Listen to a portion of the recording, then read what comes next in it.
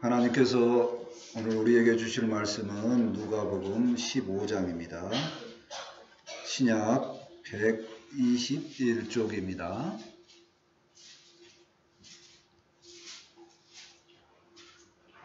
누가복음 15장입니다.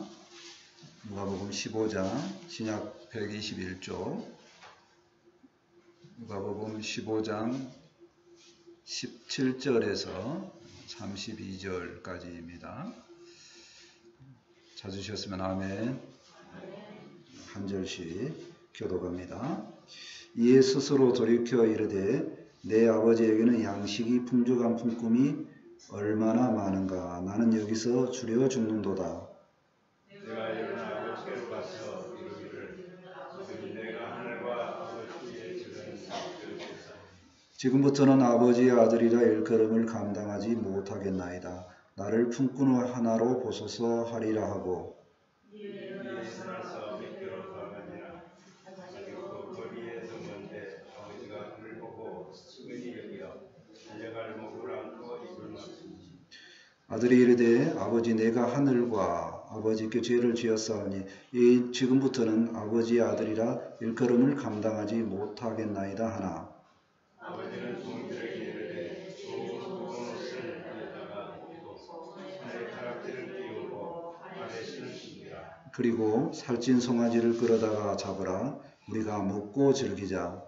이 아들은 죽었다가 다시 살았으며 내가 죽었다가 다시 얻어노라 하니 그들이 즐거워하더라. 맏아들은 밭에 있다가 돌아와 집에 가까이 왔을 때 풍악과 춤추는 소리를 듣고 종을 불러 이 무슨 일인가 묻는데 대답하되 당신의 동생이 돌아왔음에 당신의 아버지가 건강한 그를 다시 맞아들이게 됨으로 인하여 살찐 송아지를 잡았나이다 하니 그가 너희 여기부터 이야기하기를 아버지가 나와서 보는데 아버지께 대답하여 이르되 내가 여러 해의 아버지를 섬겨 명을 어김이 없거늘 내게는 염소 새끼라도 주어 나와 내 벗으로 즐기게 하신 일이 없더니 아버지의 살리신 청년들과 함께 섬기오는 이 아들을 돌아오니 이를 위하여 살찐 송아지를 잡으셨느니라.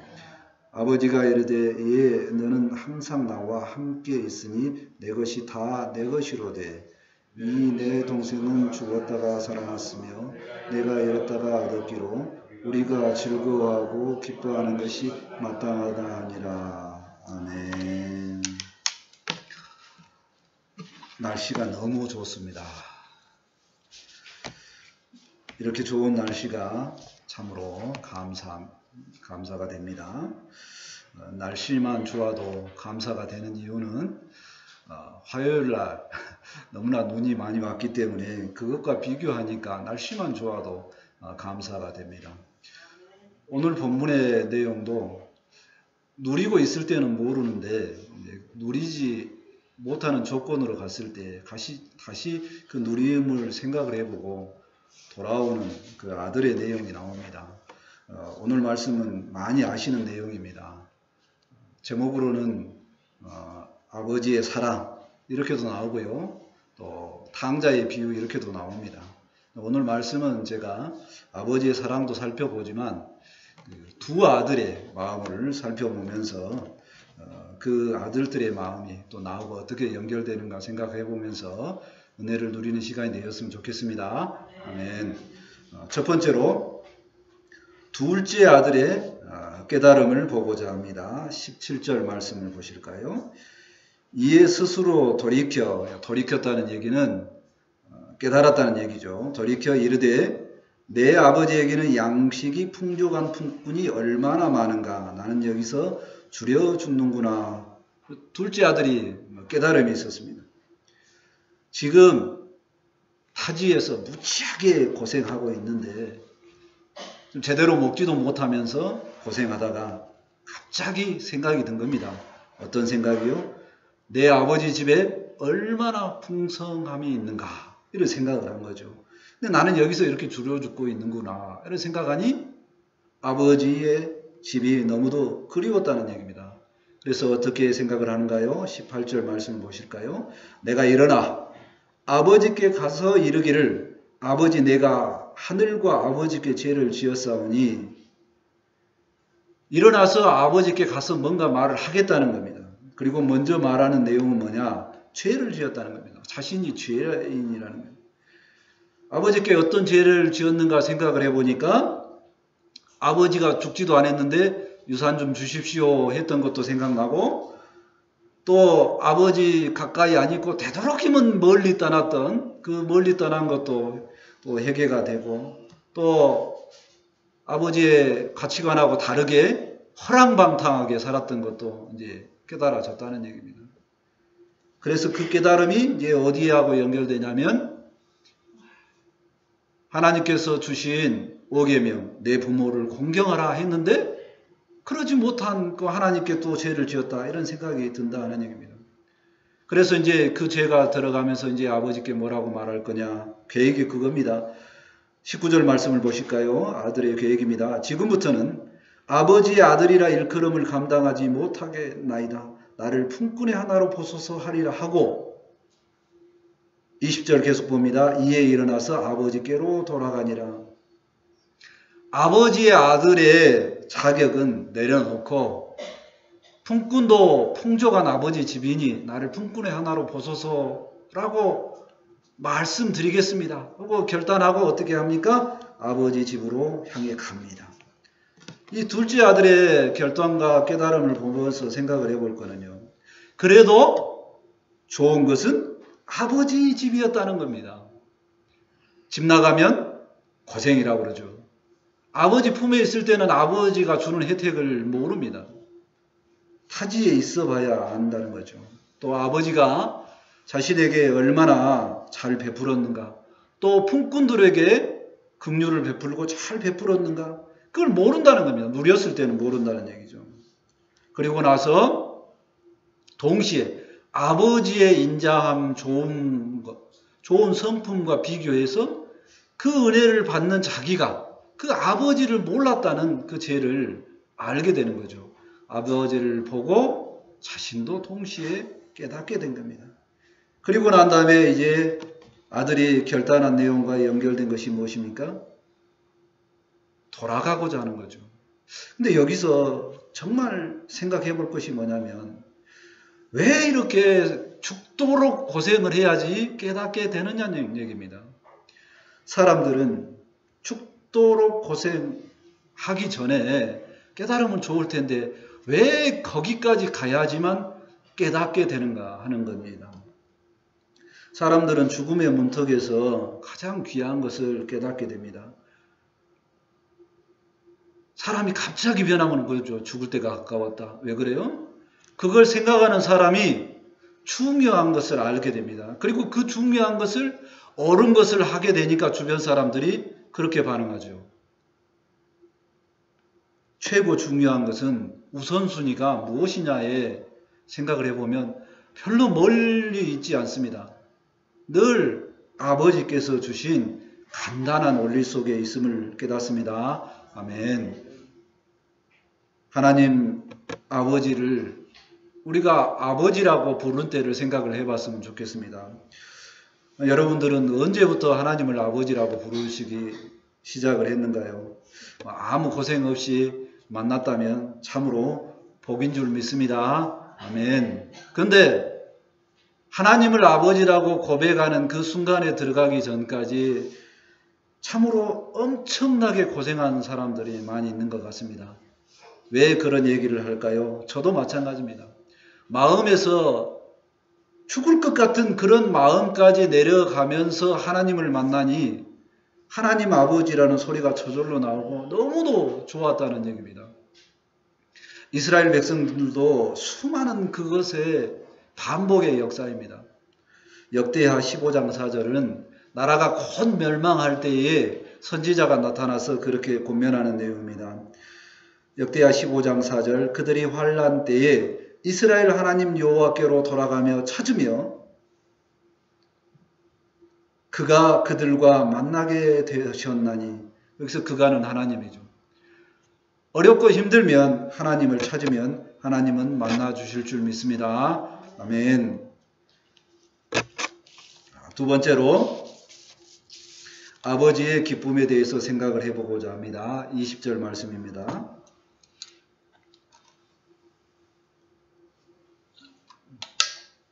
20절입니다. 이에 일어나서 아버지께로 돌아가니라. 아직도 거리가 먼데 아버지가 그를 보고 측은히 여겨 달려가 목을 안고 입을 맞추니. 아버지는 멀리서 둘째 아들을 알아봅니다. 계속 날마다 아들이 돌아오기를 기다리니까 아주 멀리서 봐도 알아볼 수 있었다는 얘기죠. 그리고 기다리지도 않고 먼저 달려갑니다. 목을 안고 입을 맞춥니다. 엄청나게 환대를 하죠. 아들이 말합니다. 21절입니다. 아들이 이르되 아버지 내가 하늘과 아버지께 죄를 지었사오니 지금부터는 아버지의 아들이라 일컬음을 감당하지 못하겠나이다 하니, 아버지가 환대하는 거하고 상관없이 아들은 자기의 죄를 고백하죠. 제가 잘못했습니다.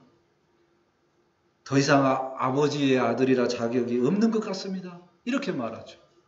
근데 아버지는 어떤 반응을 합니까? 22절부터 24절까지 쭉 보면 아버지가 얼마나 아들을 사랑하는지 보여집니다. 22절부터 볼까요?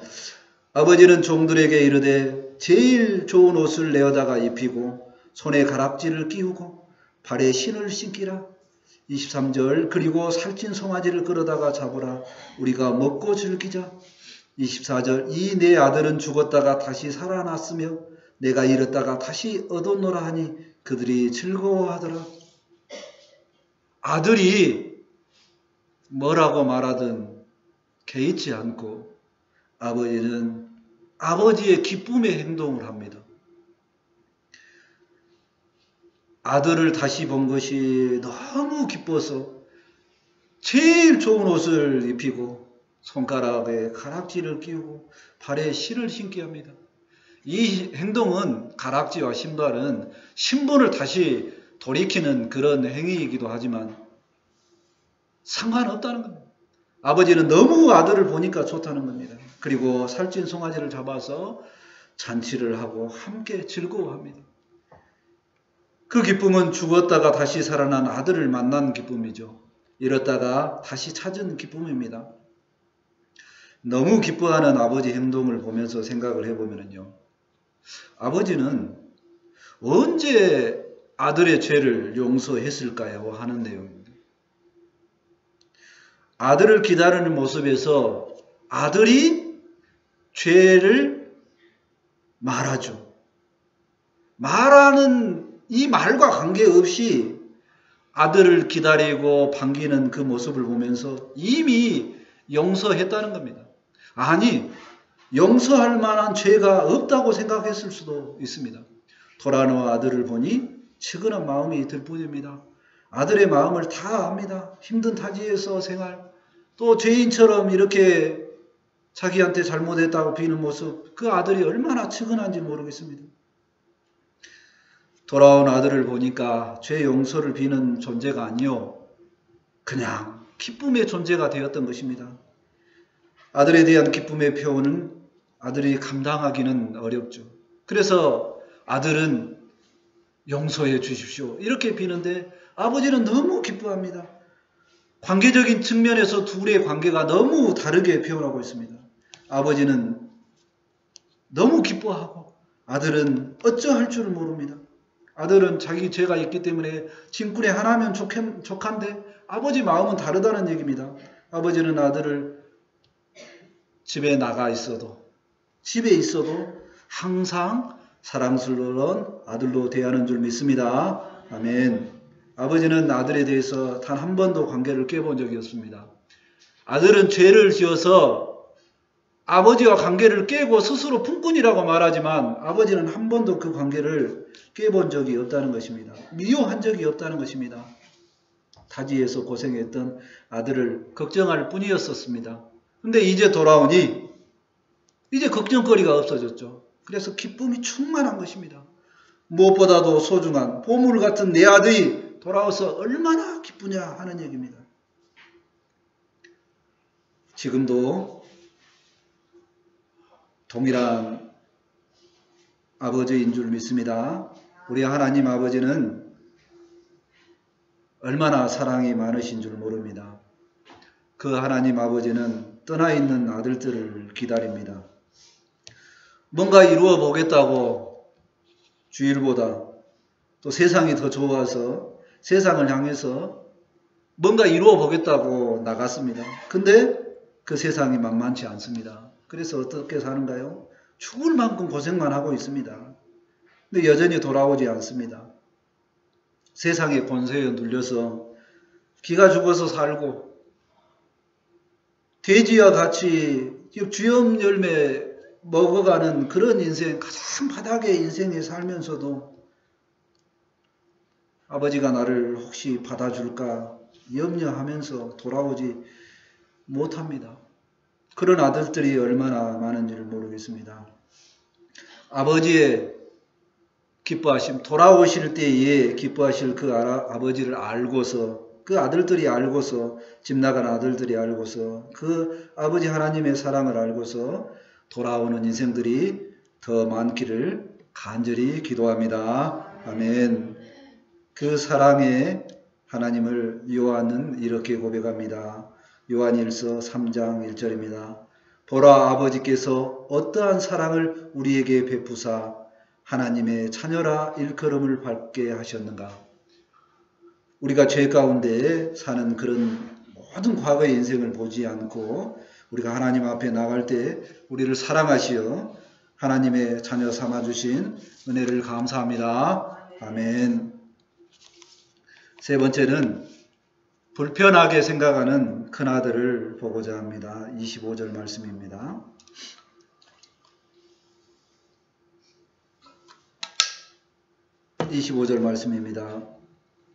맏아들은 밭에 있다가 돌아와 집에 가까이 왔을 때에 풍악과 춤추는 소리를 듣고 26절 계속 봅니다. 한 종을 불러 이 무슨 일인가 물은데, 맏아들은 역사적인 일이 있을 때 밭에 있습니다. 밭에서 열심히 일을 하는 것 같습니다.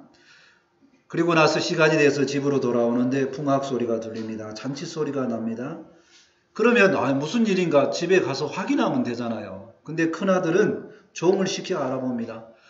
집에 가는 일이 뭔가 그렇게 쉽게 가는 일이 아닌가 봅니다. 맏아들은. 그런데 이제 종이 대답을 하죠. 27절 말씀을 보실까요? 대답하되 당신의 동생이 돌아왔음에 당신의 아버지가 건강한 그를 맞아들이게 됨으로 인하여 살찐 송아지를 잡았나이다 하니, 종은 그대로 대답을 하죠. 당신의 아들이 돌아왔습니다. 그랬더니 당신의 아버지가 기뻐하고 살찐 송아지를 잡고 잔치를 합니다. 좋은 일이지요. 이렇게 말을 안 하죠. 종은 항상 있는 사실만을 말합니다. 그 있는 사실에 대해서 맏아들은 어떻게 평가를 하는가요? 28절 말씀을 보실까요? 그가 노하여 들어가고자 하지 아니하거늘.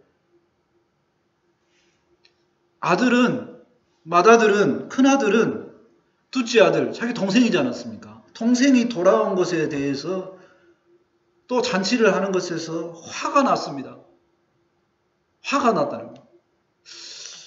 멀리 있는 우리는 왜 화가 났는지는 잘 모르겠죠. 근데 어쨌든 화가 났습니다. 그래서 집에 안 들어가려고 이제 버티죠. 그러니까 아버지가 찾아옵니다. 그래서 아버지가 권합니다. 들어와라.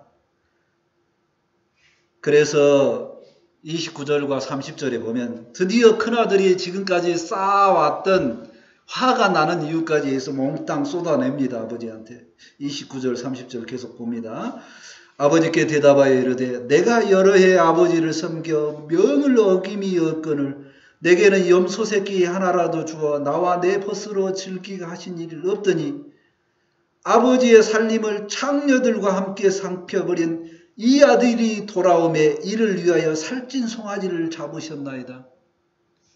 큰아들이 불만이 많습니다. 왜 많냐? 큰아들은 아버지의 처사가 마음에 안 드는 거죠. 첫 번째는 뭐냐? 자신이 아버지의 명령을 어긴 적이 없이 얼마나 열심히 아버지 집에서 충성 봉사했냐 하는 얘기입니다.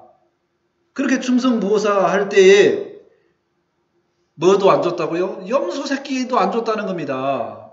자기한테 상을 안 줬다는 거죠. 줬는지 안 줬는지는 모르는데 본인은 그렇게 느낀다는 겁니다. 그런데 비교해보니까 어떤가요? 비교해보니까 동생이란 말도 안 하죠. 아버지 아들이라고 그러죠. 그 아버지 아들이 살림을, 누구 살림을 줘? 아버지 살림을. 근데 아버지 살림이 아니었죠. 사실은 좀 나눠줬죠. 나눠준 분깃이었습니다. 아버지 살림을 창녀와 함께 삼켜버린, 자기 동생이 하는 일은 창녀와 함께 삼켜버린 그 일이라고 하는 겁니다. 안 보고도 어떻게 이렇게 잘한가 모르겠습니다만 그렇게 생각하는데, 근데 그 잘못된 그 아들이, 이 아들이 돌아오매 그러죠. 동생이 돌아오매가 아니죠. 이 아들이 돌아오매 이를 위하여 살찐 송아지를 잡으셨어요. 왜 이 둘째 아들에게만, 잘못한 그 둘째 아들에게만 이렇게 풍성하게 상을 베풉니까 하는 겁니다. 정말로 딱딱 떨어지는 옳은 소리인 것 같죠. 자기 입장에서는. 도저히 아버지 이 행사가 마음에 안 듭니다. 나 집에 못 들어가겠습니다 하는 얘기입니다. 이렇게 불편해하는 이 큰아들을 보면서 생각을 해봅니다. 큰아들은 얼마나 집안일을 열심히 합니까? 또 얼마나 아버지께 순종을 했습니까? 그런데요, 그는요, 과연 그 아버지 집에서 그렇게 열심을 내면서 사는 것이 어떤 보람으로 살았을까요? 그날도, 그 역사적인 날도 밭에 있었습니다. 열심히 살았지만 기쁨이 없었을 것 같습니다. 대신 큰아들은 무엇에 관심이 많은가요? 아버지 살림에 관심이 많습니다. 그래서 아버지 살림에 관심이 많으니까 염소 새끼하고 송아지가 비교되고 아버지 살림을 창녀와 말아먹은 아버지 그 아들, 이렇게 비교를 하죠. 큰아들은 아버지의 살림에 관심이 많은데요. 뭐에는 관심이 없습니까? 아버지에 대해서는 관심이 없습니다. 아버지 마음을 이해하지 못합니다. 아버지가 어떤 근심으로 사는지, 어떤 기쁨으로 사는지 모른다는 얘기죠. 또 아버지는 큰아들 자신에게 어떻게 대하고 있는지를 모른다는 겁니다.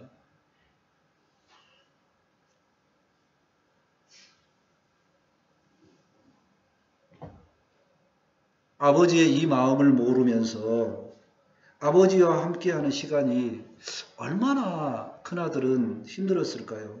그 힘든 시간 동안에도 아버지하고 여전히 버티고 살아가는 그 의지가 참 대단한 것은 같습니다. 오늘 말씀의 스토리는 사실은 이렇게 끝납니다. 그런데 연장해서 하나 더 생각을 해보고자 합니다. 뭐냐면요, 이제 함께 살아갈 겁니다. 함께 살아가는 그 가정에 제가 제목을 그렇게 정한 이유가 그겁니다. 이 두 아들 중에 누가 아버지의 마음을 이해할까요? 하는 얘기입니다. 그 위의 싸움에 같이 함께 살 건데 누가 더 아버지를 사랑할까요? 누가 더 기쁨으로 아버지와 함께 할까요? 그 아들들을 보면서 아버지는 누가 더 옳다고 말할까요? 하는 얘기입니다.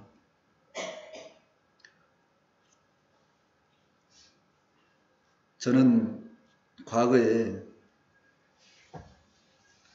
아주 힘든 둘째 아들이 생각했던 그 고통스러운 시간까지 돌아가 봤기 때문에 둘째 아들이 아버지의 마음을 좀 더 깨닫지 않을까 생각을 하게 됩니다.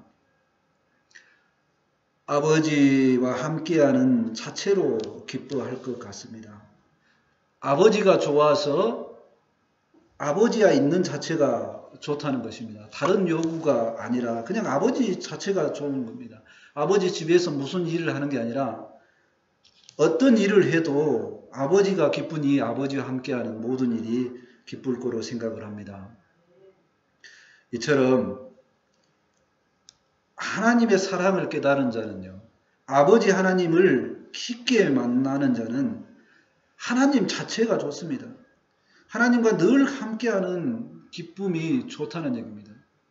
그래서 그는 교회의 일을 자원하여 일합니다. 교회 일이 세상 일에 비교해서 더 기쁜 거죠. 똑같이 육체적으로 같은 시간 동안 일을 하지만 이상하게 교회에서 하는 일이 더 기쁘다는 얘기입니다. 아버지를 깨달았기 때문이죠.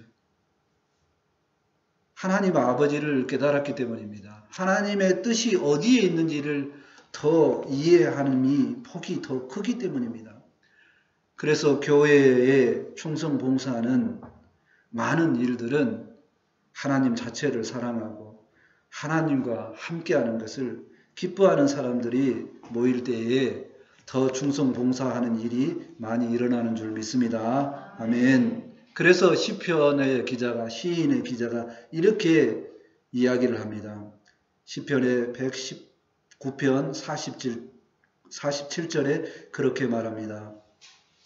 내가 사랑하는 주여, 주의 계명들을 스스로 즐거워하며, 하나님께서 주신 계명을 스스로 즐거워한다는 겁니다. 지키라고 하는 것이 불편한 것이 아니라 스스로 시인이 즐거워한다는 겁니다.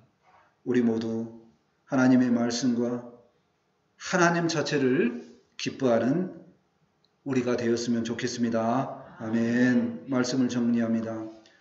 하나님은 둘째 아들처럼 하나님을 찾는 자들을 언제든지 만나 주시는 분인 줄 믿습니다. 아멘. 죽을 고생하다가 돌아온 우리를 언제든지 늘 기쁨으로 맞아주시는 하나님께 감사를 드립니다. 아멘. 주님을 사랑하는 자는 늘 하나님과 함께하는 것을 기뻐하고 하나님의 교회를 기뻐하는 줄 믿습니다. 아멘. 기도합니다. 하나님 감사합니다. 두 아들의 마음을 보면서 아버지의 마음을 비교하면서 보았습니다. 우리는 아버지의 마음을 잘 모릅니다. 그래서 허랑방탕하게 살고 아버지를 떠날 때가 많습니다. 또 아버지와 가까이 있으면서도 늘 불만이 있고 늘 아버지가 원하는 대로 삶을 살지 못함을 봅니다. 우리가 하나님을 아버지라고 고백하면서 하나님의 마음을 모를 때가 너무도 많은 줄을 고백합니다. 하나님, 우리가 하나님 마음을 알게 도와주시옵소서. 언제든지 돌아오면 환영하고 우리를 아버지 사랑하심으로 얼마나 우리와 함께하는 것을 즐거워하고 큰 잔치를 준비하시는 그 하나님을 생각하며 살아갈 수 있도록 함께하여 주옵소서. 아버지와 함께 있을 때 내 것이 다 네 것이 아니냐고 하는 하나님의 마음을 알고 주님과 동행하는 삶을 기뻐하는 우리들 될 수 있도록 함께하여 주옵소서. 그 사랑을 아는 우리가 늘 주님의 사랑에 반응하며 살아갈 수 있도록 함께하여 주옵소서. 이 시간 이 말씀이 아버지 선포되었사오니 이 말씀이 생명이 되고 은혜가 되기를 원합니다.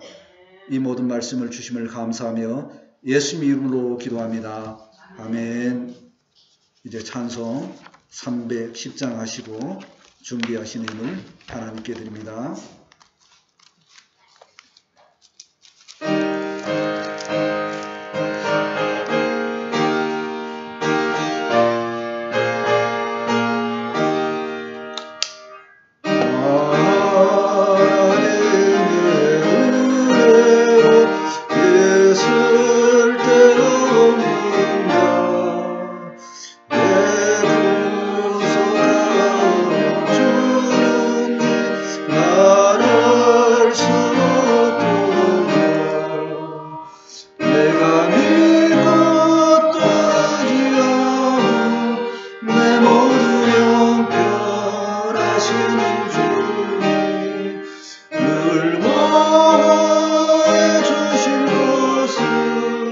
나는 확신이여